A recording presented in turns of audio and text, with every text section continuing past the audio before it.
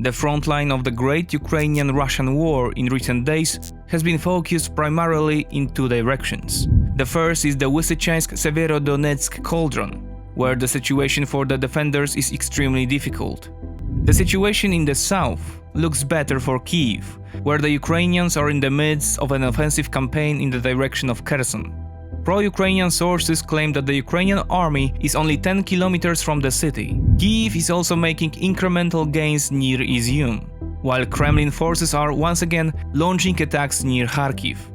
Although it is becoming increasingly difficult to accurately depict the tactical changes on the battlefield, as both sides engage in information warfare so as to mask the true extent of their gains and losses, let's try to do so anyway. We'll look at how the tactical and operational situation looks on the map.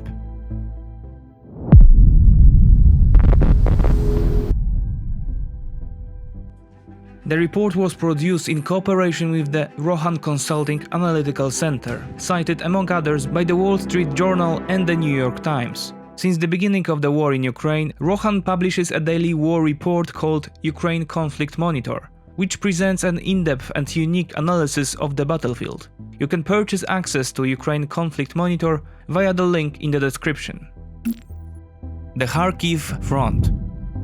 After a successful Ukrainian campaign in pushing the invaders back to the border, Russian attacks have restarted.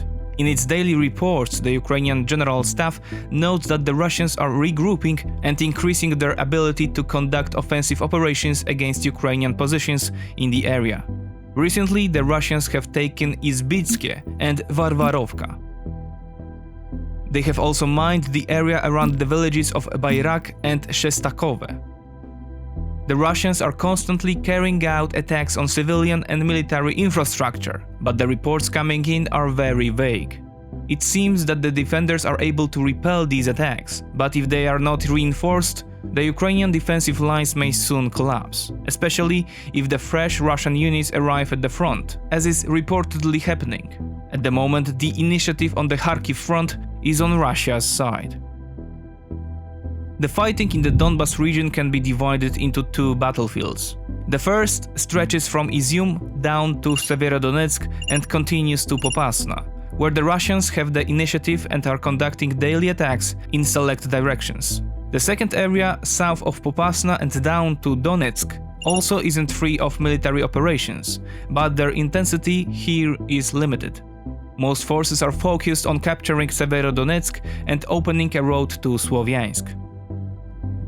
The Izium Front. With the gravitational center now falling on the Słowiańsk-Severodonetsk line, the Ukrainians have decided to go on the offensive at Izium, and the armed forces of Ukraine are approaching the town. Unofficially, the Ukrainians are said to be just 10 kilometers west of Izium, in an adjacent wooded area. The Ukrainians have rightly entered Spivakivka and Pridonetske. The Ukrainian advances on the town are primarily aimed at relieving pressure on forces defending the approach near Słowiańsk, as Moscow needs to redeploy some forces from there to be able to hold Izium. The Russians, on the other hand, appear to have taken Bohorodine, and the battle for Dolina and Krasnopilia continues. Although the Ukrainian General Staff maintains that the Russian attacks on these three towns have been repulsed, and the attackers have made no gains. It is possible that after completely capturing Bohorodine, Dolnia and Krasnopilia, the Ukrainian defenses in the area may collapse if the Russians maintain the pace of ground and artillery attacks. Then the road to Słowiańsk will open up for them. Since the last report, the Russians have also taken Liman. Therefore, they are regrouping in parallel and preparing to attack from Liman towards Raihorodok and from Yampil towards Sieviersk. The situation between Bohorodine and Sieviersk is very worrying, and the trend for Kyiv so far is negative. The Severodonetsk Front. In recent weeks, Russian activity from Izium to Severodonetsk has increased significantly, and the situation from the Ukrainian point of view is worrying. The Russians now control the entire left bank of the Sieviersky Donets River, except for the further contested city of Severodonetsk. This city plays a key role for Moscow. Control over it is shared, but the defenders' positions are difficult. They are located primarily in the industrial part around the Azot factory. There are said to be 570 civilians, including 38 children, on site. The Kremlin refuses to evacuate them.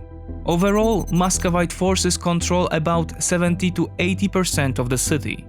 On Sunday, 12th of June, the international airport in Severodonetsk was seized.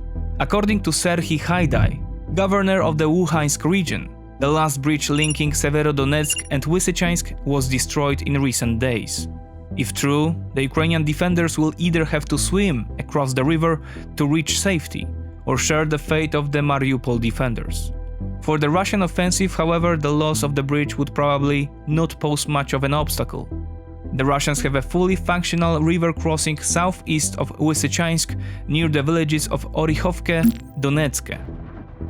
In the Bakhmut area, the Russians continue artillery attacks on Novoluhansk, Vidrozhenia and the aforementioned Bakhmut. The aim is to occupy road T0513 in order to disrupt communications between Bakhmut and Horlivka.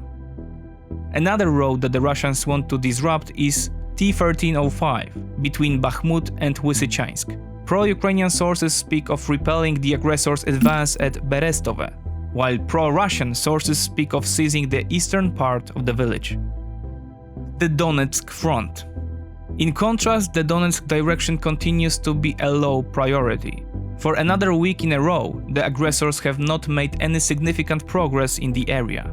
The Russians are advancing towards Marinka and Avdiivka, while the objective of capturing New York has still not been realized. To sum up, according to the advisor to the President of Ukraine, Alexei Arestovich, Russian targets in the broader Donbas region are as follows: crossing the Sieversky Donets River in many places and conquering Sieversk. The second, advance on Sloviansk. The third, to cut off the Bakhmut-Lysychansk road. And finally, surround Lysychansk and Severodonetsk. The Zaporozhye Front. Last week, we received information from pro-Ukrainian sources that Kyiv was conducting a counter-offensive on the Orychiv-Hulyai-Pole line.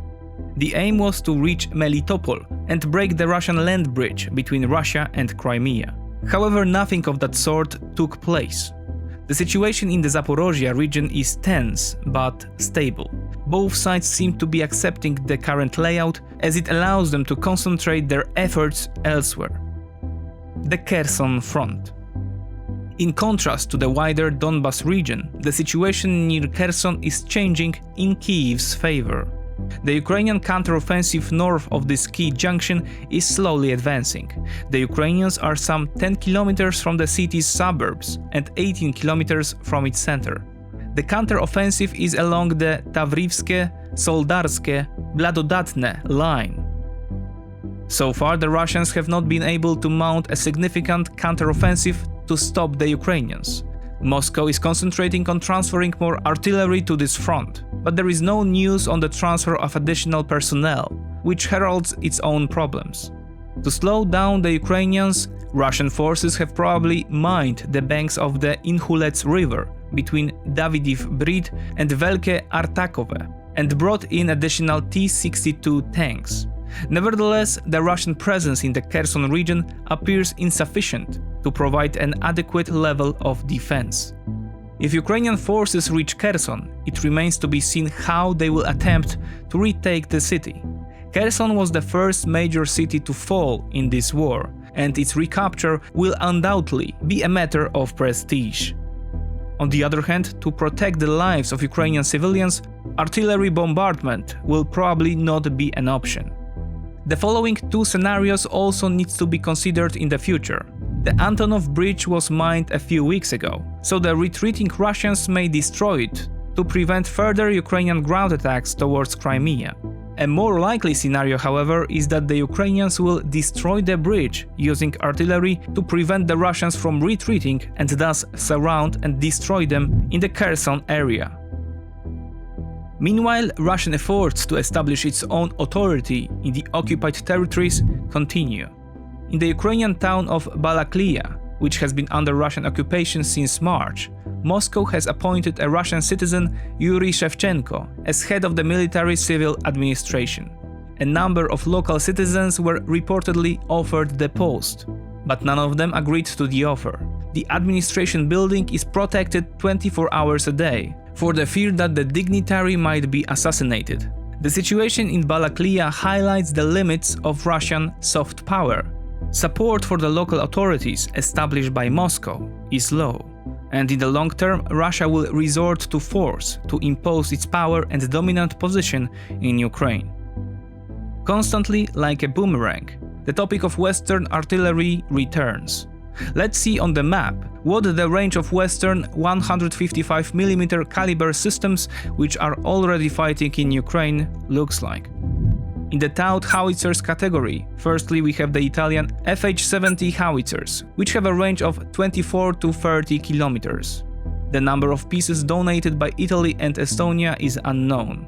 M777 howitzers constitute the biggest chunk of Western artillery that Ukraine operates. More than 130, which when using Excalibur GPS-guided missiles have a range of up to 40 kilometers.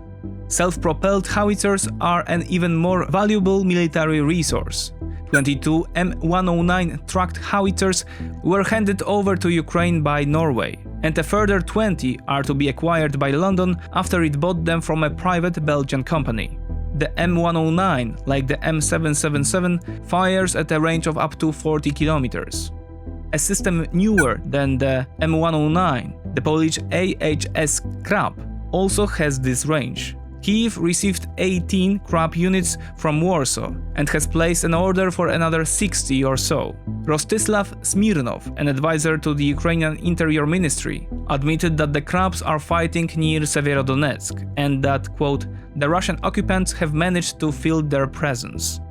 French Caesar howitzers can attack targets 2 kilometers further away than the Krabs and M109s, that is at a distance of 42 kilometers. Paris has delivered 18, and President Macron, after a recent visit to Kyiv, announced the delivery of a further 6. A drastic increase in range is visible at the rocket artillery level.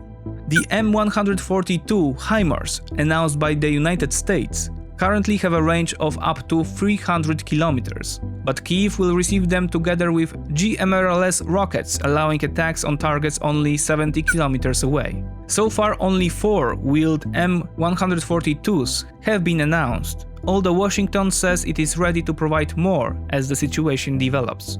The Ukrainians will have the same range using the tracked M270 system. A total of 6 M270s have been set for transfer by Germany and the UK. The long range of Western rocket artillery will allow the Ukrainians to attack targets far behind the front line, or deploy them safely far from the areas of clashes, allowing them to operate beyond the range of the vast majority of Russian systems. In this situation, what are Ukraine's needs? Kyiv formulates them as follows. According to Mikhailo Podolyak, advisor to the Ukrainian president, Ukraine needs 1,000 155mm howitzers, such as the M777, 300 rocket artillery systems in the form of HIMARS or the M270, in addition to 500 tanks, 2,000 armored vehicles, and 1,000 drones to win the war. These are huge quantities, unrealistic in the short term. It is possible that Kyiv is scaling up its needs to increase the pressure on supplies as these arrive slowly and in small quantities, so their impact on the battlefield is limited. A similar psychological purpose may be served by overestimating its own battlefield losses. Recently, the Ukrainians reported that around 300 Ukrainian soldiers die every day on the battlefield, which would suggest a total figure of 1,000 wounded and killed. If true, these are terrifyingly high figures, so their announcement probably has 2 purposes. First, to force the West to more quickly deliver arms and ammunition to Ukraine, and second, to create a perception in Moscow that the Ukrainian armed forces are about to lose their operational capability, despite the fact that the opposite is true. We will find out what the real situation is in the coming weeks. One thing is certain. Ukraine will not be able to win this war without significant and steady supplies from its Western partners. The long-term perspective is on the Ukrainian side, but only if this happens.